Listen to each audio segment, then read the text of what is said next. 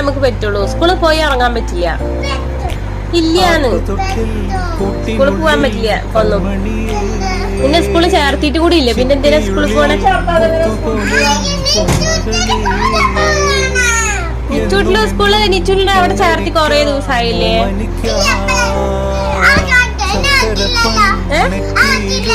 എന്ത്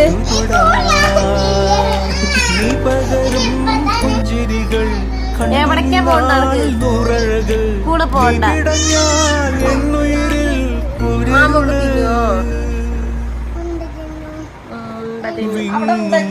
അവിടെ ഉണ്ടി പാപ്പൊന്നുമില്ല.